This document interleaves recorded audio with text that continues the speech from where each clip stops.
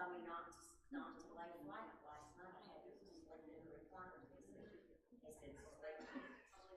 sleep sitting up, and I said, sit straight up.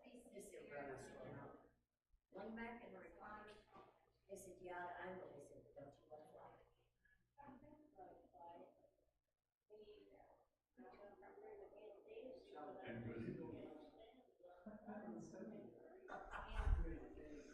All right, good evening, everybody. There we go.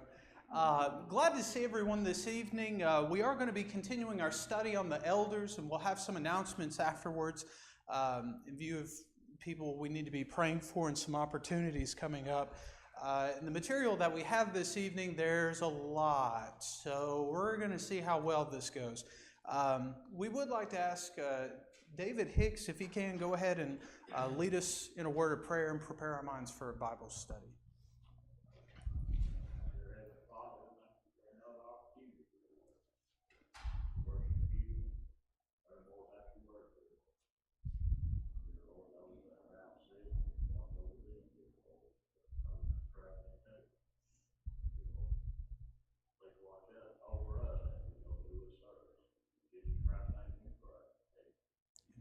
Thank you. Okay, so last week, really 2 weeks ago, we started a study on elders, and last week we started going into a couple of discussions and questions over some of the qualifications. So I went back through, did a revamped study, and found some really, really good material, and I would highly advise all the men and women go ahead and look into some of these resources. If you want to buy these, you can. I've got some copies that I can let you borrow if you want.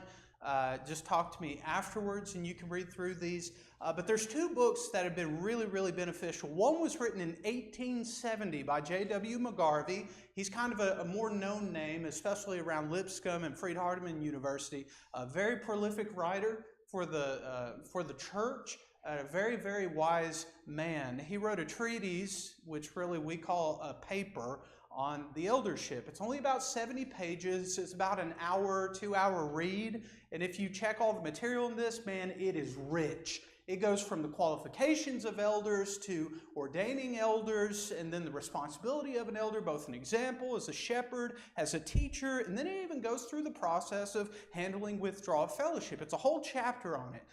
Fantastic read. The other one I would suggest is by Bobby Duncan. This one I do have, actually I'm borrowing from someone, that's how I learned about it. And this one just goes through all the qualifications of elders. It breaks it down. This is a series of articles that was written for a publication that went across the Brotherhood, and they're really small chapters. I mean, the font on this is pretty big, and this takes maybe 2 hours to read through, maybe 3 hours, but even more if you test the scriptures that are in this. J.W. McGarvey, because he's in the 1870s, he has a more expressive way of talking about the eldership, especially in view of some of the terms that he uses, I thought was outstanding. And Bobby Duncan does the same thing, especially the last 6 chapters deal with the necessity of elders meeting on a weekly basis or a bi-weekly basis in view of comparison of how a shepherd would tend to the flock and how elders today, in view of overseeing the congregation, what their responsibilities are. I think one of the best statements I found in this was American government is for the people, by the people. Well, that's not what elders are over the congregation. What they are is for the Lord, by the Lord. Whatever God says, our best interest is for the growth and the future of the congregation. So I thought Brother Duncan had some really good, wisdom that's brought from this book. And he also brings it in view of Scripture. So a lot of the stuff that we're going to be looking into this evening is a combination of both of their text.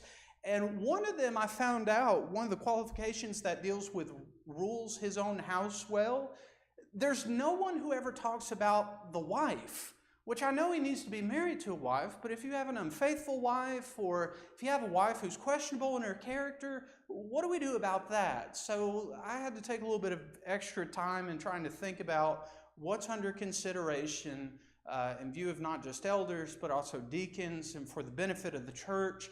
And this goes back to a couple of different qualifications for elders.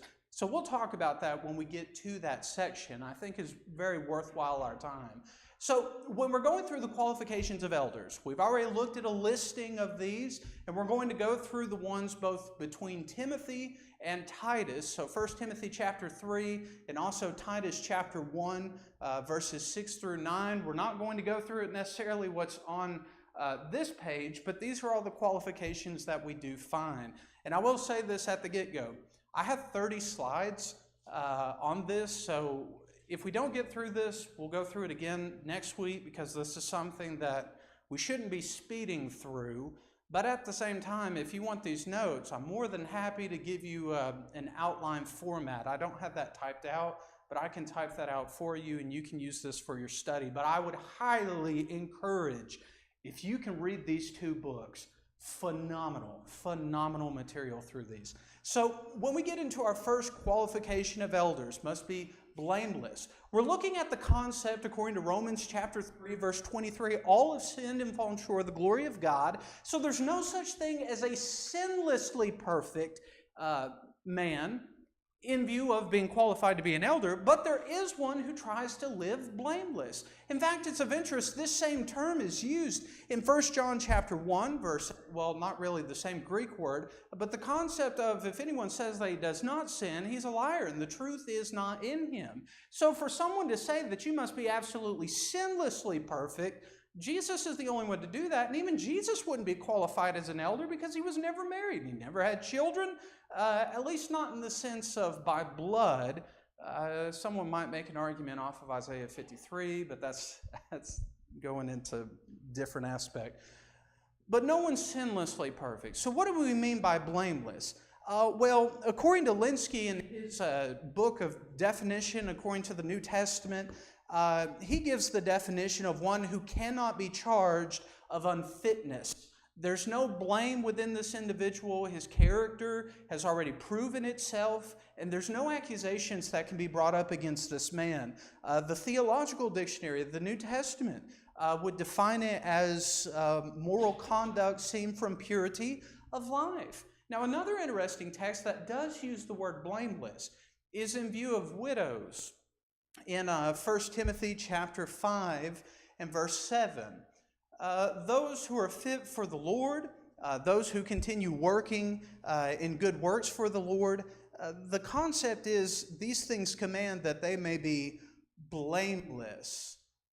So what we're talking about, we're not talking about sinless perfection, but there's absolutely no accusations that can be made in regard to these individuals. In fact, the reason why, more than likely, this particular qualification begins it is if you have a man who's being considered for the eldership and there's blame found within him, if the congregation can see there's something just not right with the individual, what about people out in the community? That man's an elder? We're not going there. Well, if you look at one of the last qualifications, they must be wise regarding those who are outside the congregation. If they don't have a good report of those who are outside the congregation, then you just ruined the whole reputation. So really part of this is that they can't look at the individual who's trying to reach out to them. And this also works with the shepherding aspect, where according to Hebrews chapter 13, verse 17, elders are to give an account for all souls, both those who are faithful and how they reach out to the wayward. If they have a problem in their life and they're not addressing it, then how much more is God going to hold them accountable because there's a reason to be blamed? So in view of qualifications, we're talking about one not sinlessly perfect, but there's no way anyone can look at that individual and say, well, I've got a problem with them because of this. So we're talking about one who strives for purity in view of morality. Now the second qualification that's listed here in 1 Timothy chapter 3, we're looking at a husband of one wife. Not going to spend a whole lot of time on this aspect because it's pretty straightforward. We're talking about one who is presently married, not one who had been married. In fact, if you look at the text, it would say an elder must be the husband of one wife. So when I look at that between Timothy and Titus text, we're talking about one who is currently. If one has lost his wife, then according to Romans chapter 7, 1 through 4, he's no longer under that vow of marriage. He's been separated from that vow. unless he were to be married again. Then maybe, depending on the woman's reputation, we could look at it from, okay, who's this new spouse? Is she going to help this individual in being a good elder for the congregation? So there are some laws pertaining to marriage and identifying that. In fact, what's interesting, an unfaithful or slacking in faithfulness wife can be destructive to the elder's work. And this goes back to blameless. Well, your wife doesn't attend. Your wife isn't faithful. Your wife is going out drinking. Your wife is an alcoholic. What makes you qualified to be an elder? Well, if they can't even rule well over their own home, how can they rule well the house of God? So when we're looking at the faithfulness of the wife, that is something else to take into consideration before one is ordained an elder. And then in Bobby Duncan's book, he has a couple of chapters that focus on elders further off in their service to the Lord. And even McGarvey has a chapter on that, which is interesting because his book was written in 1870.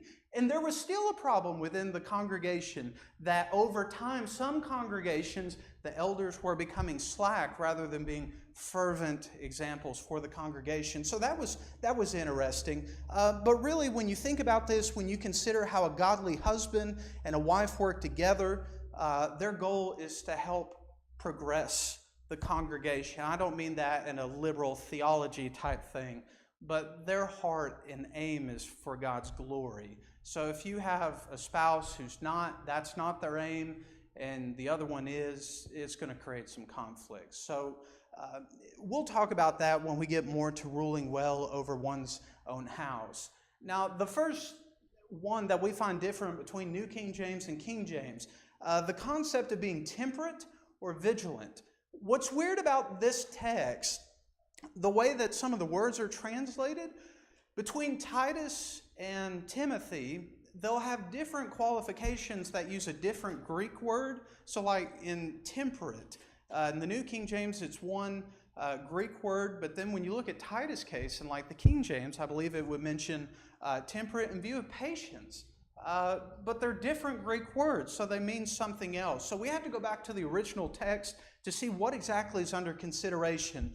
When we're looking at temperate or vigilant, the word literally means one who holds no wine. And this is more of a metaphor. When you look through Scripture, anytime normally when alcoholic wine is under consideration, it is always condemned. The only exception to the concept of alcohol is when Paul would tell Timothy, take a little wine for your stomach's sake. Medicine has a purpose when used appropriately by God's design. If one freely just drinks alcohol, that goes against the concept of being sober-minded. If you can't make good judgments and you think a little buzz is okay for the Lord, you're not going to make good judgments, at least in view of doing that which is right. So when we look at this concept of sober-mindedness or clear thinking, if you look at Titus chapter 2 and verse 2, it would say, preach those things or commend those things to those people that are of sound doctrine. To the aged men, they are to be sober-minded. That's the same word that we find here in 1 Timothy chapter 3 of being sober. And when we think about this concept of sober-mindedness, we're really looking at someone who's able to think clearly within their personal life and also an example to attention. And when we're talking about this, Paul would encourage the elders there of Ephesus on the island of Miletus to take heed to yourselves over the flock of God, which God has made you overseers by the Holy Ghost. If I can't be sober-minded in view of my own living, then how am I possibly going to make good, sound, solid decisions for the sake of the congregation? That's what we're talking about here. Now, someone might say, well, let's talk about the alcohol. That's not what's under consideration here. And when we get to the given to much wine, we'll explain what's being stated about that. But when we're talking about temperate or being vigilant, we're looking at someone who's able to use clear thinking and not get overly emotional. Now, a similar term, which is our next qualification, sober-mindedness. This sounds about the same as temperacy, but really it's not. In fact, this particular word comes from two Greek words, one that means save and mind. And what's in view of this is personal desire, personal preference. If you recall, we've talked recently of 1 Peter chapter 5, where elders are not to be lords over the flock, but rather they're to be examples over the flock. And that concept of being a lord is that don't make selfish decisions in view of how you lead the flock of God. In fact, again, in Titus chapter 2, verse 2, this same word is used to talk about aged men being temperate. Sometimes my thought isn't necessarily the best choice in the matter for the congregation. Or even if we look at 1 Peter 5, verse 5 and 6, where we are to submit ourselves under those who have the rule over us. Sometimes there might be a case, I know of a few in the past, of elderships who made a decision for the betterment of the congregation, and there were some members who refused to submit themselves to that. Well, that's a violation of 1 Peter 5, verse 5. I may not respect I may not like the choice, but because I'm submitting myself under the eldership, I must respect their decision. Within mind, I know that they have the congregation's best interest in mind. So regardless of what I think must be done, there's a reason these men, in view of the rest of the congregation who placed these men in the position, they're the ones who chose this is the direction we want to go. So when we're looking at this concept of sober-mindedness or sound in faith, we're looking at those who are not trying to justify themselves, nor are they trying to be flippant in view of their decisions. We'll talk about that when we get more to personal family things. There are some elders in times past, and you can read J.W. McGarvey's book. He talks about it, where some elders, the way that they were leading the flock of God, all their decisions were based upon what would benefit their family. But in Acts chapter 20, it would say that God has made you overseers over all the flock of God. Not saying family is not important, but you've been put over an even bigger family, which is the family of God in the position of being an elder. So when we're talking about sound in faith, we're looking at decisions that are being made for the betterment of the congregation. Now, along with this, so we've gone through blameless, we've talked about husband of one wife, talked about vigilance, and also that of sober-mindedness, of good behavior. When we're looking at this, we're looking at one, and this is verse 2 of 1 Timothy chapter 3. One must be of good behavior. This word translates, according to Barnes' notes on the New Testament, one who is orderly, or I like this version, gentleman, one who's a gentleman in the way that he goes about things. In fact, if you notice in 1 Timothy chapter 2 and verse 9, where it talks about in like manner that women adorn themselves in modest apparel, that word adorn is the same word for one who is of good behavior. And the concept is that you're doing in a kind manner. You're going about balancing things of your life properly. Now, this is very interesting because in view of men who are qualified or over time become qualified, one of the qualifications is that a man not be a novice in the faith, and really that's a new convert is what's under consideration there. If we get there, we'll talk about that. But at what point in your life do you feel like you finally had a grasp over your life? Was it in your 20s or 30s or 40s or even 50s, maybe even 60s, 70s? Does anybody feel like they have full control over their life? It's taken those more experienced, it's taken y'all time to at least somewhat wrangle it, but you're still not quite over it, or at least total control. But you've got a pretty good grasp compared to one who's still experiencing that. When we're looking at those who are of good behavior, we're looking at someone who knows how to balance things in the appropriate regard. Oftentimes what we find is that younger people through life, especially in this day and age, younger people in life and even younger families, the way that they view the appropriation of how to balance life may be a little bit out of whack. And most of the time it is out of whack. That's just how it was. Think back, older, experienced people. Think back in your life. At what point did you finally say, this is not good the way I'm living? Well, if you realize that at whatever point in your life, and we're not even, according to Titus 2, we're not sharing that wisdom with those who are younger than us, why are we allowing that to repeat itself? That's where it's important to build relationships and reputation with one another and build those kind of bonds that are essential so that those who went through those same kind of challenges that we're going through even now, you can help prevent us from going down that same road that just didn't work out. We need that kind of edification. Well, in view of one who is qualified to be an elder, we're looking at those who know how to not just balance their life in view of time with family, but we're also looking in view of one who knows how to spend appropriate time with God. And because of the immense responsibility that's to be held by elders, I think it's J.W. McGarvey, in his last chapter, he talks about time.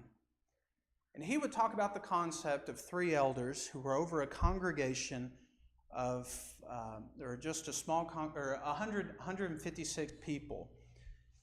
And one of the excuses in view that during that time, it might be different today, but during that time, people were saying we don't have time to give the appropriate attention to the flock. And he made an interesting statement about this. Well, in the first century, they still would have had time concerns. People have, there's a calling. Time concerns in view of people's business schedules or even in view of trying to work with family concerns. Schedules are off the wall. But he talked about if elders in a congregation of 156, if each elder decided for 1 week out of the year, to spend time with one member, by the end of that year, each elder has met with 52 different people. And he would draw out the equation, you'll have 156 converts. Because one of the problems then, and even problems we're seeing in the church now as a whole in the world, is that elders aren't spending time with the flock.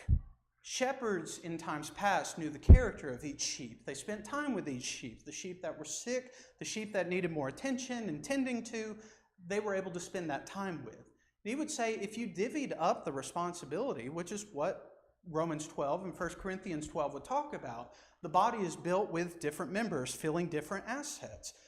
The organs, not every organ functions the same way. So it's important that if responsibility is needed, divvy up those responsibilities.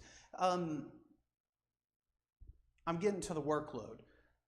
McGarvey said at the end of the time you'd have 156 converts to the Lord's church. Now, what if we were able to spend that time, each family, just spend time with one family each year, really just focus on that hard? Well, I don't have time for it. Well, people in times past were able to have time for it. I know we live in a very scheduled society, but let's not lose sight of the thing that matter most.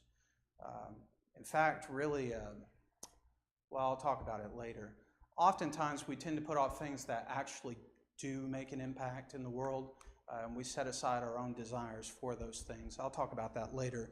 But we're looking at one who knows how to balance their life appropriately between their responsibilities. And even with this, I would say Matthew 4 and Luke 4, even Jesus knew how to make that proper balance when he was being tempted. Now, he was hungry, he would have been thirsty, but he knew how to withstand temptation, even in his weaknesses. And this idea of good behavior, it doesn't reflect one who's tolerant or easy-spirited, but knows how to handle oneself in any given conflict. And if it's a new conflict that one has not been introduced to or reckoned themselves with, they'll take time to get to learn how do I work through this. Doctors would know it this way. If you have a patient with something you've never seen before, a diagnosis, you're going to be calling your colleagues. You're going to be sharing these tests with people because you want to take the utmost care with these people. Well, with shepherds of the flock, it would be the same thing. There's a problem in the congregation, never handled it. How do we work with this? Well, number one, they go to God in prayer. Number two, they go to God's Word to look at this. Number three, if it's just still not very straightforward, they'll start asking in confidentiality. They'll start asking around, hey, I have this problem. How would you work with this? What do you think would be the wisest approach to this? I believe it's in the Psalms somewhere, or maybe it's in Proverbs, but it talks about one who is wise will seek wise counselors. There's wisdom to that. Why do we send our kids to school? Is it to make them dumber? Or is it so they can have instruction in their life? That's the concept. So when we're looking at one who is of good behavior, we're looking at one who's able to balance those things. Now, an interesting one, hospitality, or hospitable, given to hospitality. This is comprised of two words. We might talk about this Sunday. It might be next Sunday. But it comes from two words, philos and xenos, one who is friendly to strangers. We live in a society where a lot of strangers take advantage of us. But does that omit us from serving God the way that God prescribes? No, we need to use godly wisdom in view of how we help people. Elders are identified, even members of the church, as we'll see here in a moment. Elders are identified of those who love strangers. All Christians, according to Romans chapter 12, verse 13, are to be people who are given over to hospitality. In fact, as Paul would write, he would say in some of the things that Christians are to do, beginning in verse 9, let love be without dissimulation, abhor that which is evil, cleave to that which is good, be kindly affectionate one to another with brotherly love. Now that's the brethren, but that's not all he says. In honor, preferring one another, not slothful in business, fervent in spirit, serving the Lord, rejoicing in hope, patient in tribulation, continuing instant in prayer, and then distributing to the necessity of saints, given to hospitality. Now, we've already finished 3 John somewhat. Do you remember what Gaius was commended for in verses 5 through 7, 5 through 8? You have a man who's not just helping brethren, he's helping complete strangers. In fact, he would say, if you can send them on their way after a godly sort, you've done well. You've done well. We live in a society where people have abused, misused, even spit on our hospitality or our generosity in times past. But that should never keep us from what God says in Matthew chapter 25, verse 40. Inasmuch as you did it to the least of these, you did it to me also. So not everybody actually is trying to take advantage of us, and that's the concept of hospitality, using good wisdom, godly wisdom, motivated by the golden rule, according to Matthew 7, verse 12, as you would have men do to you, do also to them. If you're in need, what would you do? Well, you're just trying to take advantage of me. Well, I would hate if someone made a presumption about me when I actually had a need.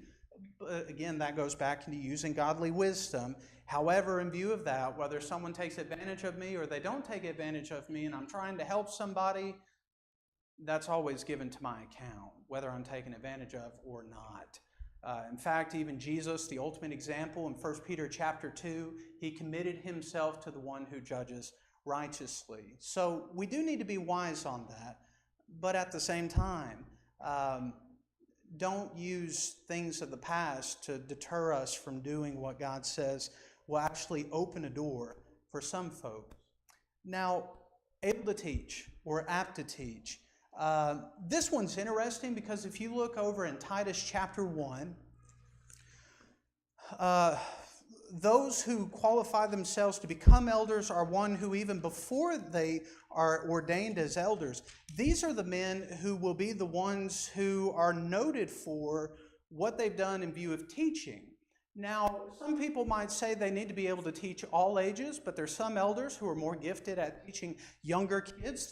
There's elders who are more gifted at teaching teenagers, and there's some elders who are more gifted at teaching adults. From an education standpoint, all of those are addressed differently. I'm not going to teach a preschool class the same way I'm going to teach an adult class or a college class or a collegiate class or a specialized class.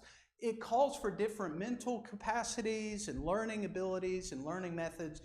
When we're looking at elders, what exactly is the Holy Spirit looking for from those trying to be qualified or in the process of being qualified to become elders? Well, in Titus chapter 1, notice the terms that are used by Paul. He would say in verse 9, Titus chapter 1, those who desire to become elders must hold fast the faithful word as he hath been taught. Number one thing to realize about being apt to teach, they had good teachers.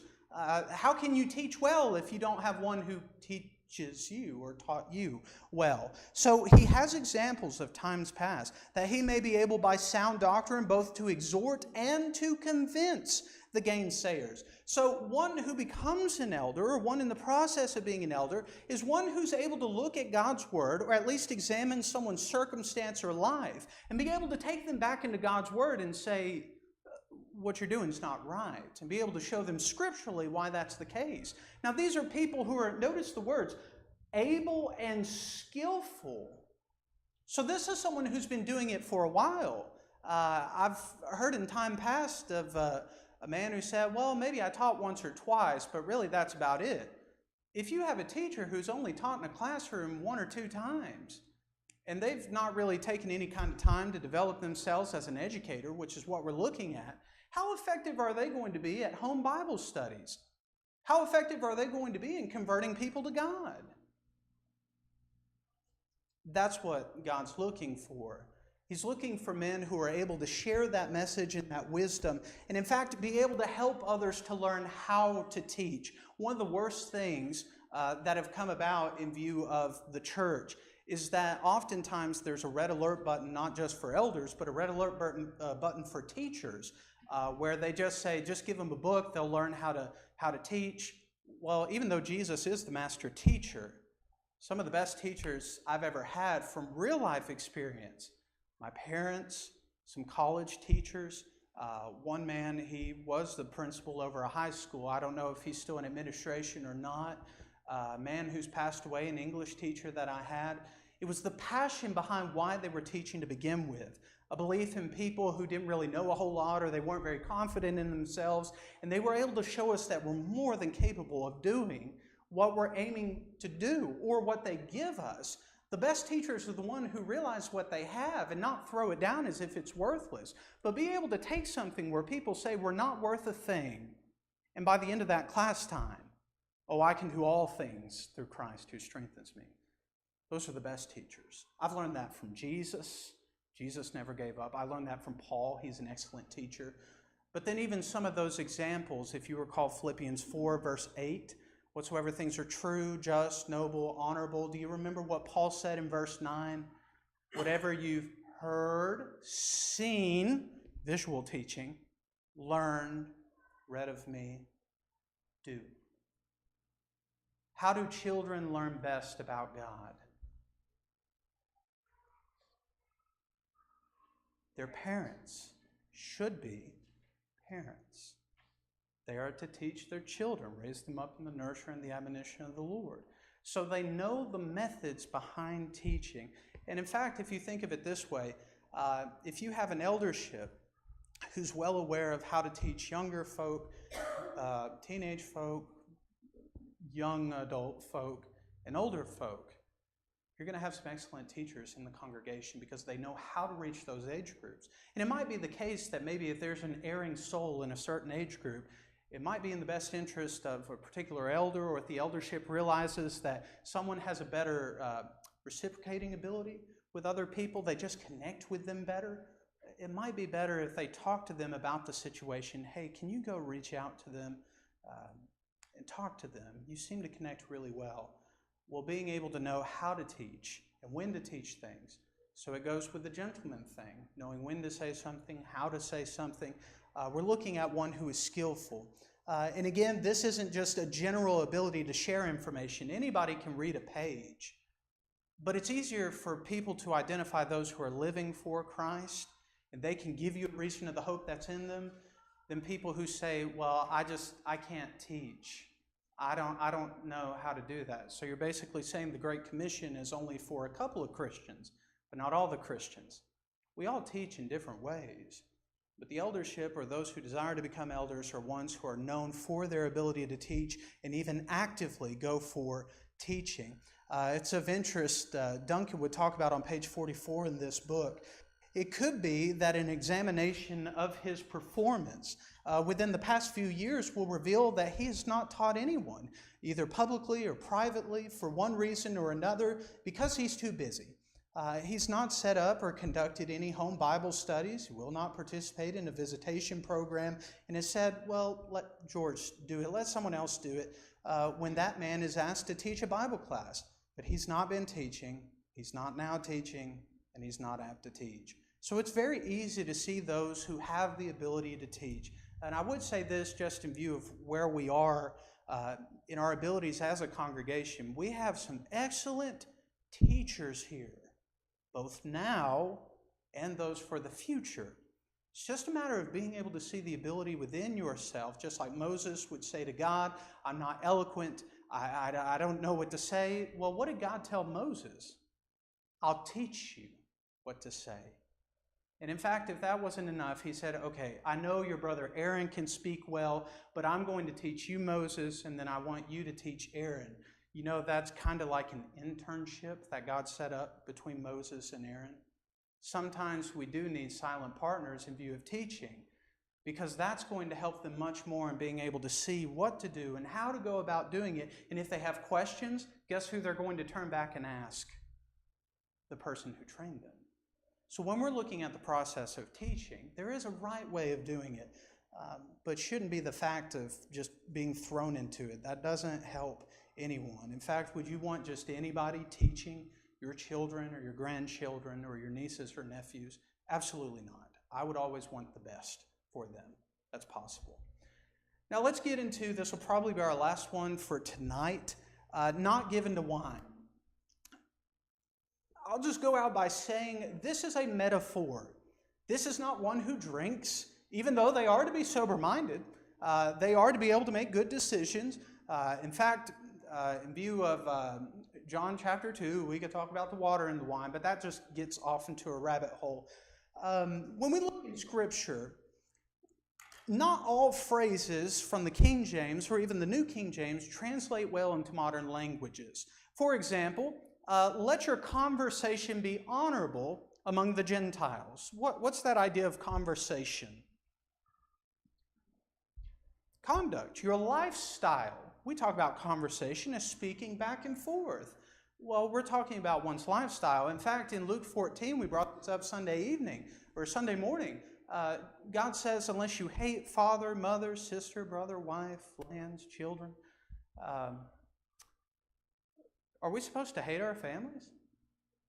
So what's the concept behind hate?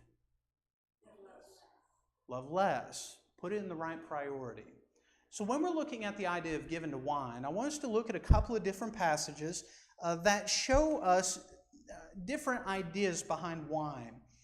In the biblical use of the word wine, let's look at Proverbs chapter 20 and verse 1.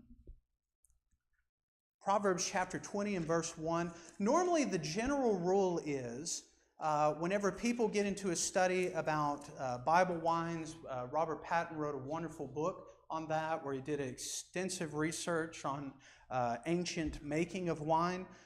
And he would talk about this in comparing the text. Normally if the Bible is saying something condemnable about wine, we're talking about alcohol.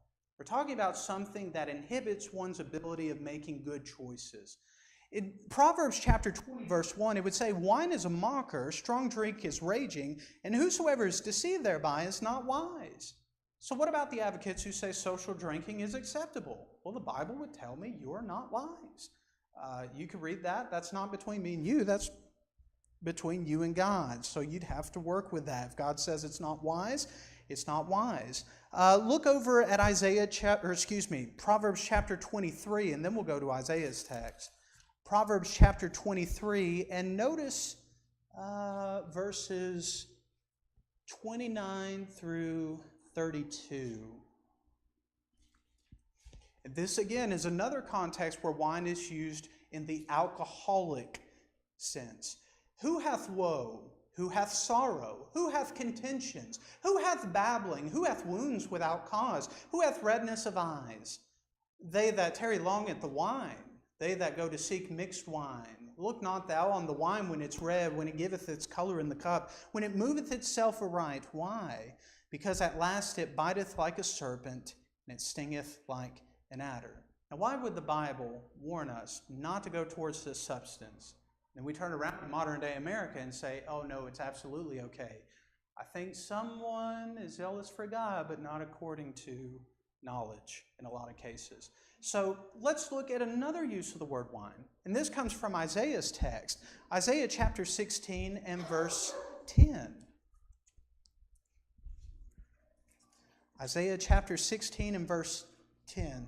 Well, you know what? That is not it. Oh no. Hold on. Give me a second.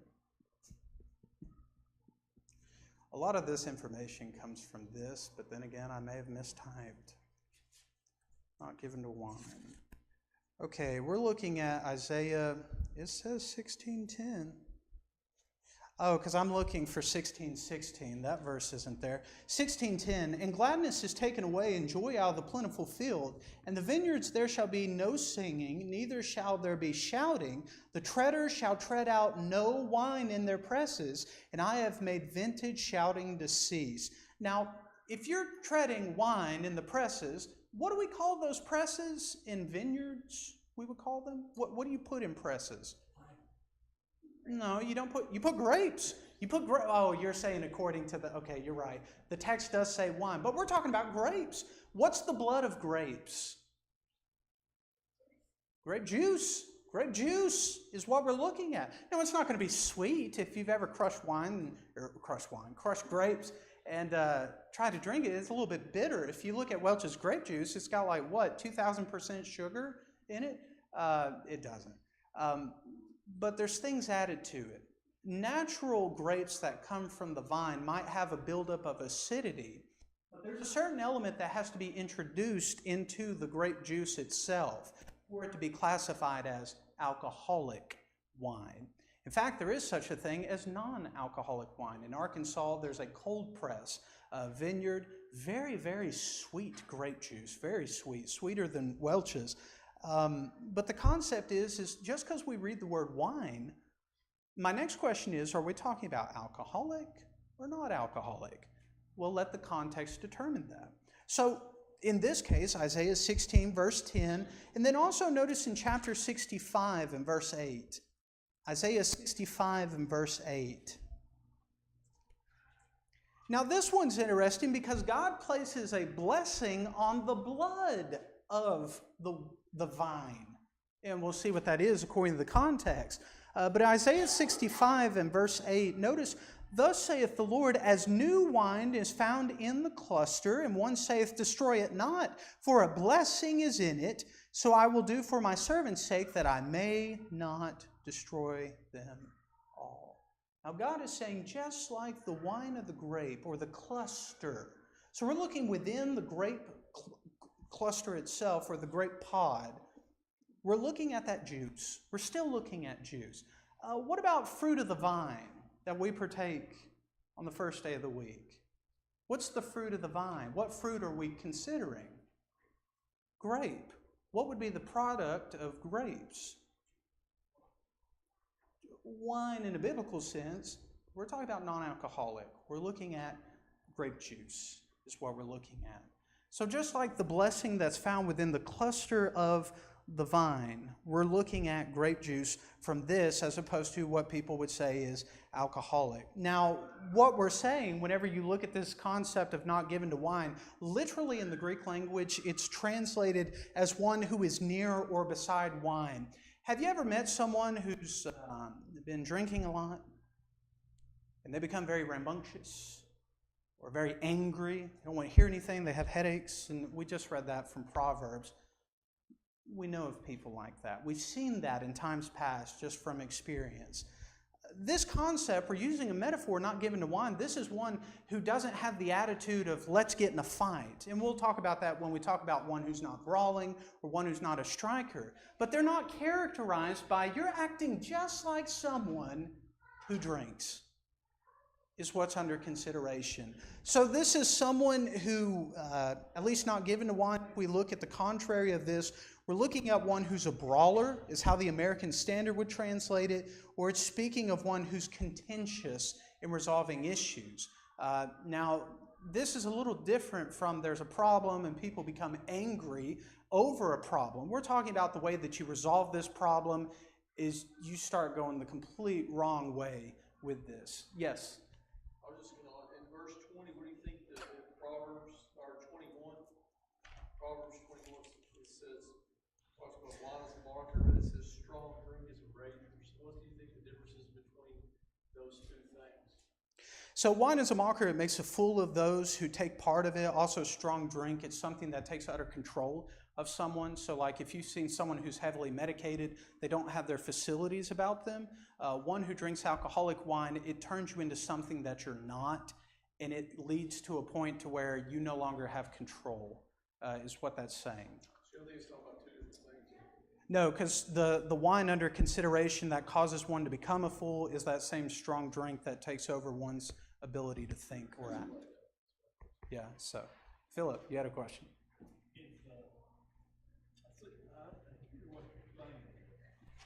Why does it say when you get down to the qualifications to deacons not to be taken as much wine?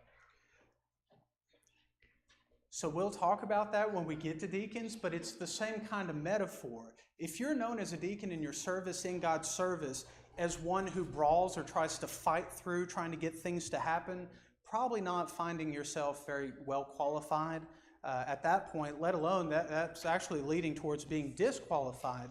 But we'll look at that because there is a word that's added in there, the concept of much, and that might lead people to think, well, we're talking about alcohol. But we'll talk about that later on, but that's good. That's good. Don't forget to bring it up. I know we'll cover it, but don't forget to point that out. Okay, so thank you for your time and attention. We'll be back here in just a few minutes, and we'll pick up next week on one who's not violent, quarrelsome, or quick temper. We'll put all three of those together. Thank you.